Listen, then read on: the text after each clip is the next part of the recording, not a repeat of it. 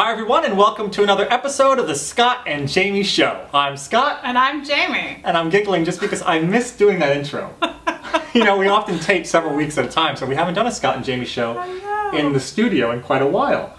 And you do it as if it's on MSNBC. I know! You know? That's because I want it's to be because on. we were watching Newsroom too. Yes, Newsroom's a great Love show. that show. I love that show too, but that's not the topic for today. No, it is not. No, the topic today is back to school. Yes. And we actually both have specific examples in our families of people going away to school and how it's producing sadness. So tell your story first, Jane. Yeah, so my little sister Ren is going off to college. She's a freshman at Northern Michigan University this year, so my dad and stepmom just dropped her off at university, and they are both pretty sad, as well as their cat and dog, actually, to have her missing from the house. Sure. It's been how many years she's been a fixture in the household? 18. 18 years, right. And my niece, Tess, is going off to boarding school.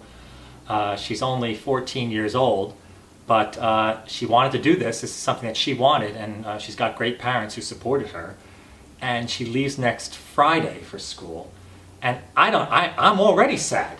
And I know that my sister and my brother-in-law will be so empty, even though Larson, their son, will be around the house.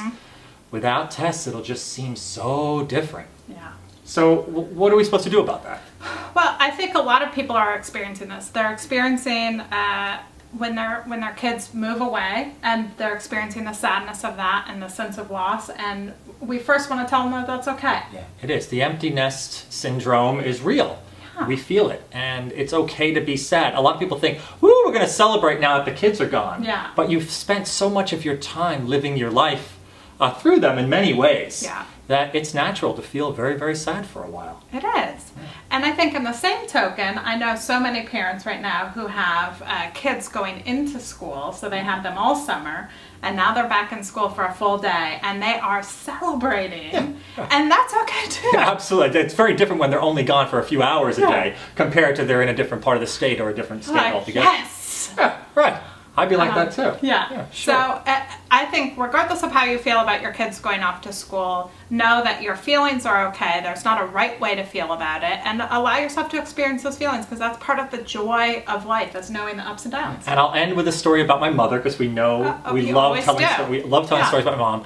I had a really hard time going away to school when I was in college. I wanted to be around my family. We were a very close family.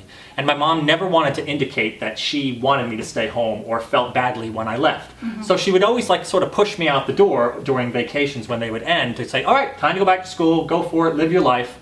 And then she would stand at the window after I would pull away in my car, and my stepfather would tell me she would cry. Aww. But she would let it out and then look at my stepfather and say, I miss my nibs, because that's what she called us, her little nibs.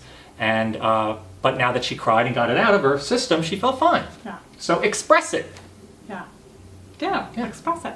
Thank you, Jaime. You're welcome. Another fun Scott and Jaime show, and we'll see you next week. Bye for now. Bye-bye.